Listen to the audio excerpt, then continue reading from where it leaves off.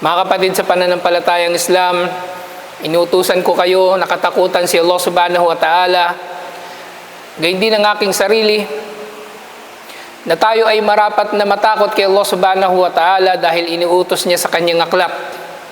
O mga nanampalataya, katakutan ninyo si Allah subhanahu wa ta'ala at maging kabilang kayo sa mga matutuwid. Na ang mga matutuwid na ito na tinukoy ni Allah subhanahu wa ta'ala, sila ang matuwid sa kanilang mga gawa, matuwid sa kanilang pananalita, at higit sa lahat ay matuwid sa kanilang pananampalataya. Ang pagiging matuwid na ito, ang pagiging sadiq, ito ay pagpapatotoo sa pananampalataya na taglay niya sa kanyang puso. Na ang katangian na ito, inshallah, ay katangian na dapat nataglayin ng mga Muslim, lalong-lalo na sa panahon natin ngayon, dahil maaring nagsisimula na ang mga sinabi ni Propeta Muhammad sallallahu alaihi wasallam na pagdating ng mga tanda ng araw ng paghuhukom o nalalapit na pagdating ng araw ng paghuhukom. Dahil sinabi ni Propeta Muhammad sallallahu alaihi wasallam na kapag malapit na ang araw ng paghuhukom, yuqbadul ilm wa yadharul jahal bal fitan o yakthurul haraj. Na sinabi niya na kapag malapit na ang araw ng paghuhukom, mawawala raw ang kaalaman. Nang tinukoy dito ni Propeta Muhammad sallallahu alaihi wasallam ay ang pagkamatay ng mga maalam sa relihiyon, na sila ay hindi na nadaragdagan pa ng sapat na bilang o sapat na bilis upang mangaral sa mga tao, na dahil sa pagkawala ng mga ulama, ng mga maalam sa relihiyon, ay lumalaganap ang kamangmangan at ang mga kaguluhan, dahil kapag nawala ang kaalaman, ang pumapalit dito ay ang kamangmangan. At kapag namayani sa mga tao ang kamangmangan, ang mga kaguluhan ang magaganap sa mga tao sa kanilang mga pamayanan. At kapag lumala na ang mga kaguluhan na ito, sinabi na nga ni Propeta Muhammad sallallahu alaihi wasallam, wa yakthurul haraj, at dadami ang al-haraj. Ang tinukoy niya rito na al-haraj ay ang pagdami ng mga pagpatay. Na pinakamasahol dito, mga kapatid sa pananampalatayang Islam, sa mga uri ng pagpatay ay ang pagpatay ng Muslim sa kanyang kapwa Muslim, na nakita natin na nagaganap sa iba't ibang mga anyo, nagaganap sa iba't ibang mga pagkakataon, sa iba't ibang mga lugar sa panahon natin na ito. Na ang kasalanan na ito, waliyadu billah, nagpapaukop tayo kay Allah subhanahu wa ta'ala.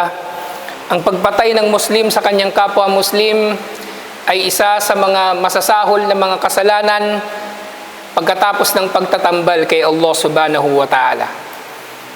Kung si Allah subhanahu wa ta'ala at si Propeta Muhammad sallallahu alaihi wasallam ay nagbawal sa pagpatay sa sino man sa pangkalahatan, kahit hayop ay pinagbabawal sa atin na papatayin natin ng walang kadahilanan. Halimbawa, ibabarilin natin yung kambing o tatagain natin yung pusa ng walang kadahilanan, ito ay may tuturing na kasalanan din. Kaya paano pa kaya ang isang nagpapakilala o ibinibilang niya ang kanyang sarili bilang mananampalataya na siya ay papatay ng kanyang kapwa Muslim sa kahit ano pang kadahilanan? Na nakita natin ang iba't ibang mga kaganapan sa mga nakalipas na mga taon, na ang iba't ibang mga angkan ay nag-uubusan ng lahi sa tinatawag nilang mga rido. At gayon din, meron tayong mga mangangaral ng Islam na hanggang ngayon ay hindi nagkakamit ng katarungan sa kanilang pagkakamatay, ng mga pinagdududahan o pinagsususpetsahan na kumitil sa kanilang mga buhay ay mga mananampalataya lamang din na merong ligaw na pag-unawa sa relihiyon bilang motibo ng kanilang mga pagpatay. Sinabi ni Allah subhanahu wa ta'ala sa Quran, wa may yaqtul mu'minan muta'ammidan fajazauhu jahannam khalidan fiha. Sinabi ni Allah subhanahu wa ta'ala, sino man daw ang pumatay ng mananampalataya ng sinasadya, ang kanyang gantimpala ay ang impyerno at mananatili siya rito habang panahon. Wagadiballahu alayhi, wa la'anahu wa adda lahu adaban nabima. Na siya ay kamumuhian din ni Allah subhanahu wa ta'ala, isusumpa at ihahanda ni Allah subhanahu wa ta'ala para sa kanya ang parusang masakit. Na tinukoy dito ni Allah subhanahu wa ta'ala ng pagpatay sa mananampalataya o pagpatay ng Muslim sa kanyang kapwa mananampalataya, o kaya ay siya ay magdudulot o mag-uutos sa sino man na patayin ang kanyang kapwa Muslim o kanyang kapwa mananampalataya, ang gantimpala nito ay impyerno at mananatili siya rito habang panahon, wal iyadu billah. Na kung titingnan natin, kung inaakala natin na shirk o ang pagtatambal lamang kay Allah subhanahu wa ta'ala ang mayroong parusa na mananatili ang tao rito habang panahon, tinukoy din ni Allah subhanahu wa ta'ala ang pagpatay sa kapwa mananampalataya bilang isang kasalanan na mayroon ding parusa na habang panahong pagdurusa sa impyerno. Na hindi na natin nalalaman ng iba pang mga detalye nito, na hindi na natin masasabi pa kung bandang huli ba ay si Allah subhanahu wa ta'ala ay magpapatawad sa kanya. Subalit, tinukoy dito ni Allah subhanahu wa ta'ala na siya ay mamumuhi sa tao na ito na pumatay ng kanyang kapwa mananampalataya. Isusumpa siya at maghahanda si Allah subhanahu wa ta'ala laban sa kanya ng parusang masakit. Gayun din sinabi ni Propeta Muhammad sallallahu alaihi wasallam, kullu dhanbin asallahu ay yaghfirah, na ang lahat daw ng kasalanan na inaasahan natin na patatawarin ni Allah subhanahu wa ta'ala. Lahat ng kasalanan. Illa man mata musyrikan. Lahat ng tao ay mapapatawad sa kanilang mga kasalanan liban na lamang sa namatay na siya ay nagtatambal kay Allah subhanahu wa ta'ala, o mu'minun qatala mu'minan muta'ammidan, o isang mananampalataya na sinasadya niyang pumatay ng kanyang kapwa mananampalataya. Na may kita natin dito sa parehong aya at hadith ang salitang sinasadya o sinasadyang pagpatay. Dahil maaaring mangyari na ang isang mananampalataya ay makapapatay ng kanyang kapwa mananampalataya sa isang aksidente o sa isang pagkakamali. Subalit malinaw dito na tinukoy ni Allah subhanahu wa ta'ala na sino mang sadyain niyang pumatay ng kanyang kapwa mananampalataya, ito ay mayroong parusa na mas matindi kaysa sa ano pa mang pagpatay niya sa isang hindi mananampalataya bilang halimbawa o sa ano pa mang uri ng pagpatay. Subalit mga kapatid sa pananampalatayang Islam, maaring tinutukoy dito na ang pagpatay na mabibigyan ng matinding parusa ay ang pagpatay sa mananampalataya. Subalit, pinagbawal pa rin ni Allah subhanahu wa ta'ala sa pangkalahatan ang pagpatay kahit sa mga hindi mananampalataya. Kaya may kita natin dito, kung ang layunin ng Sharia ay ang pangangalaga sa buhay ng tao, Musliman o hindi Muslim, ay higit nating pinahalagahan sa pamagitan ng Sharia ang buhay ng mananampalataya, insyaallah. Katulad ng sinabi ni Ibn Umar radhiyallahu anhuma, nang siya minsan ay nakaharap sa Kaaba, sinabi niya, ma'adamaka wa adama hurmatak, na napakadakila mo o Kaaba at napakadakila ng iyong karangalan.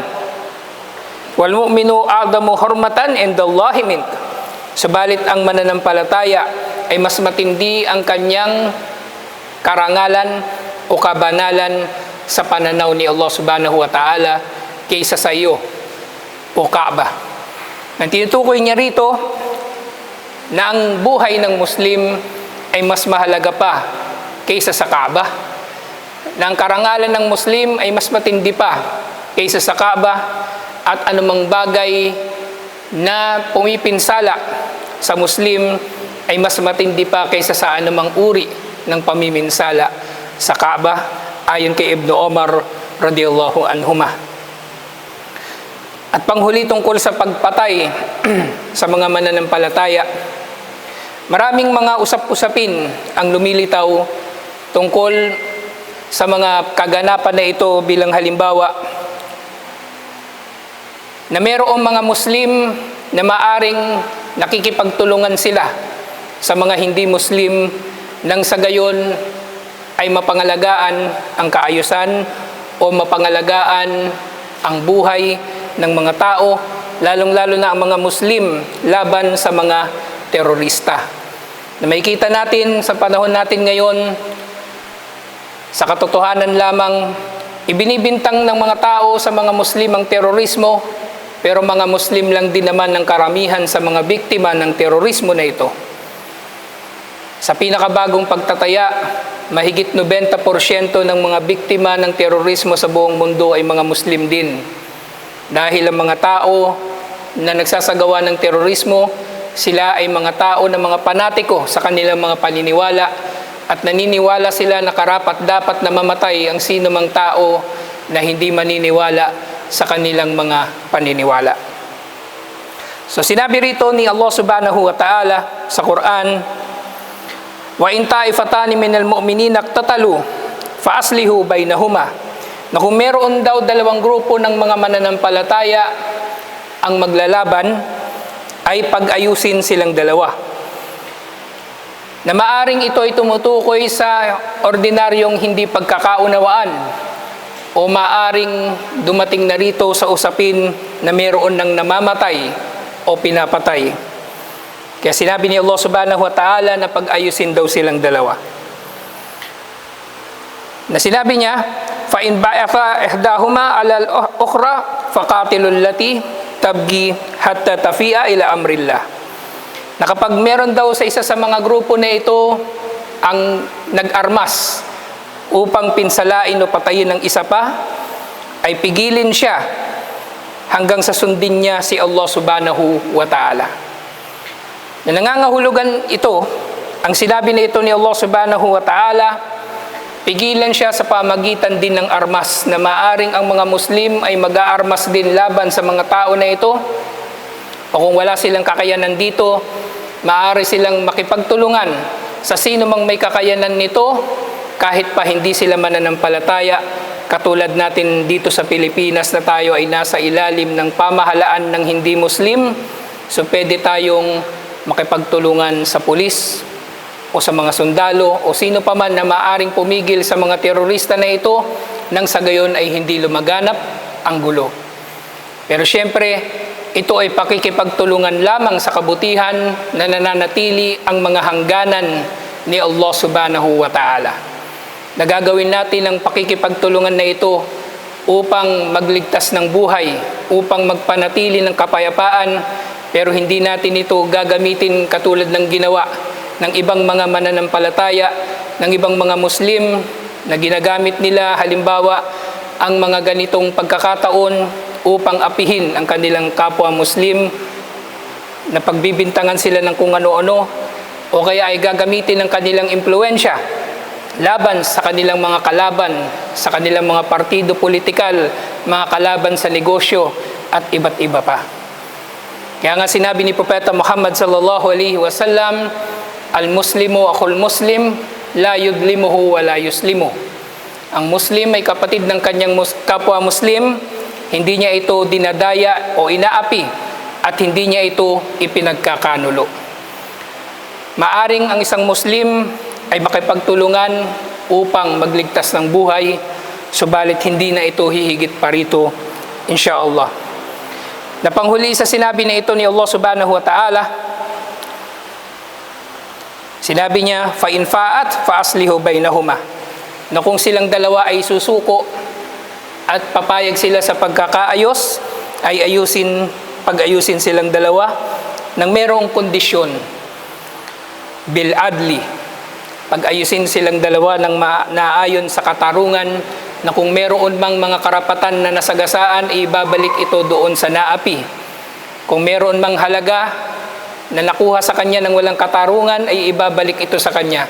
Kung meron namang buhay na inutang, ito ay pagbabayarin o pagbabayaran para sa kanila sa pamagitan ng pagtutupad ng mga karampatang batas na may kinalaman sa mga ito sa lugar o sa panahon na yaon. Na kung ito ay bansang Muslim bilang halimbawa, ay patutupad ang parusang kamatayan para sa sino mang pumatay At dito naman sa Pilipinas ay patutupad kung ano ang batas na meron tayo bilang parusa sa sinumang nakapatay.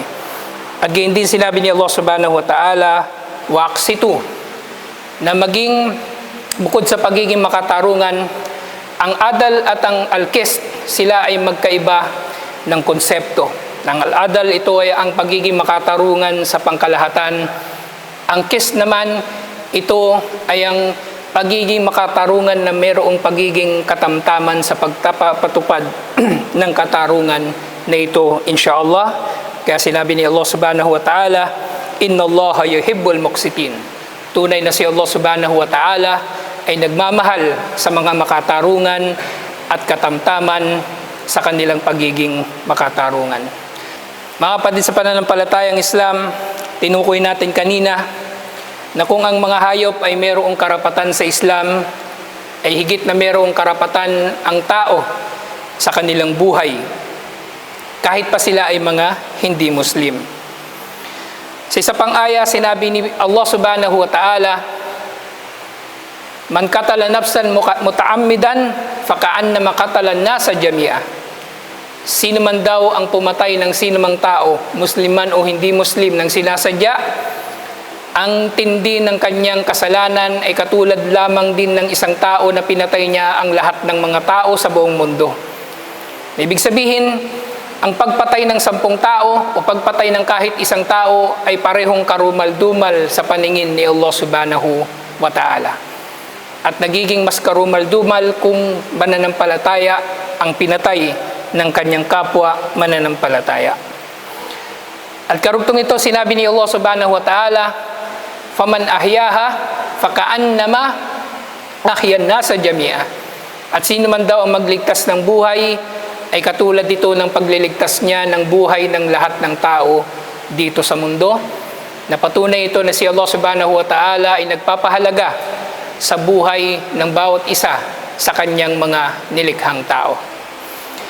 Gayun din sa isa pang sinabi ni Allah subhanahu wa ta'ala na may kinalaman sa usapin ng pagpatay sa tao, mananampalataya man o hindi mananampalataya, at bilang tugon sa paglaganap ng mga ligaw na mga katuruan na meron sa panahon natin ngayon sa paglaganap ng terorismo at mga taong nakikisimpatya sa kanila, sinabi ni Allah subhanahu wa ta'ala, Qul ta'alaw atlu ma harrama rabbukum alaykum. Sabihin mo, Muhammad sallallahu alaihi wasallam, sa kanila, halina kayo, babasahin ko kung ano ang ipinagbawal ng inyong Panginoon sa inyo. Allah tushriku bihi shay'a. Unang-una, ipinagbabawal sa inyo ng inyong Panginoon na kayo ay magtatambal sa Kanya ng anuman. At gayon din, iniutos naman ni Allah subhanahu wa ta'ala pagkatapos nito, wabil walidayni ihsana, na kayo ay maging mabuti sa inyong mga magulang.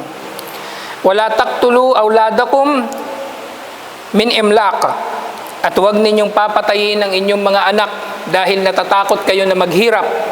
Na ibig sabihin, ipinagbabawal ni Allah subhanahu wa ta'ala ang naging tradisyon ng mga Arabo noon na inililibing nila ng buhay ang kanilang mga anak sa takot na ito ay kanilang tutustusan lamang at magdudulot sa kanila ng paghihirap. At kahit sa panahon natin ngayon na mayroong mga tao na nagpapalaglag ng kanilang mga sanggol na nasa sinapupunan dahil lamang sa takot na ito ay kanilang tutustusan.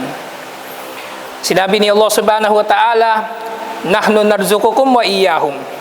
Kami ay nagbibiyaya sa inyo at gayon din sa kanila, sa inyong mga anak. At sinabi rin niya, wala taqrabul fawahisha ma dhahara minha wa ma batan. At huwag kayong lalapit sa kalaswaan, sa kabastusan o kahalayan, ito man ay hayagan o lihim. At sinabi ni Allah subhanahu wa ta'ala bandang huli, wala taqtulun nafsal lati harramallah illa bilhaq. At huwag kayong papatay ng sino man na ipinagbawal ni Allah subhanahu wa ta'ala na patayin liban na lamang ng ayon sa katotohanan o ayon sa kung sino lang ang mayroong karapatan dito. Nang tinukoy dito ni Allah subhanahu wa ta'ala, ipinagbabawal ni Allah subhanahu wa ta'ala ang lahat ng uri ng pagpatay liban na lamang sa mga legal na dahilan. At ang tinutukoy niya rito ay pinagbabawal ang lahat ng uri ng pagpatay liban na lamang na ito ay bilang parusang kamatayan o pagpatay ng Muslim sa sinuman sa panahon ng labanan o digmaan kung siya ay kabilang sa mga sundalo ng mga Muslim o kaya sa iba pang limitadong pagkakataon ay bilang pagtatanggol niya sa kanyang sarili at sa kanyang pamilya mula sa isang Muslim na maaring papatay din sa kanila. Ito lamang ang mga pinahihintulutan na pagpatay at walang sino man ang mayroong may karapatan na magpataw ng parusang kamatayan liban na lamang sa korte ng mga Muslim. Hindi ito maaring isasagawa ng sino man na magtatayo siya ng sarili niyang grupo o organisasyon o kaya siya lamang mag-isa sa kanyang sarili ay iaatas niya sa kanyang sarili na maniniwala siya na mayroon siyang karapatan na kitilin ng buhay ng kanyang kapwa Muslim dahil ang Muslim na ito ay hindi niya nagugustuhan ng ugali o kaya ang Muslim na ito ay taliwas sa kanyang mga paniniwala at iba pang mga kadahilanan. Ang mga ito, mga kapatid sa pananampalatayang Islam, ay paglilinaw na ang usapin ng pagpatay ng Muslim sa kanyang kapwa Muslim ay isang usapin na hindi binabaliwala dito sa lupa at anumang pagtutuos na gagawin dito ni Allah subhanahu wa ta'ala sa araw ng paghuhukom ay magiging mas malupit kaysa sa ano pa mang pagtutuos na magaganap dito sa mundo. Dahil maaaring dito sa mundo kung ang isang tao ay mapapatawan ng kamatayan sa kanyang pagpatay sa kapwa niya mananampalataya, kahit nga yung manutok ka ng armas sa iyong kapwa mananampalataya, maaari rin itong mapatawan ng mabibigat na parusa. Paano pa kaya doon sa kabilang buhay na si Allah subhanahu wa ta'ala ang siyang nakaalam ng lahat na siya ang magiging hukom at tagahatol sa lahat ng ating mga pinagtatalunan o hindi pinagkakaisahan.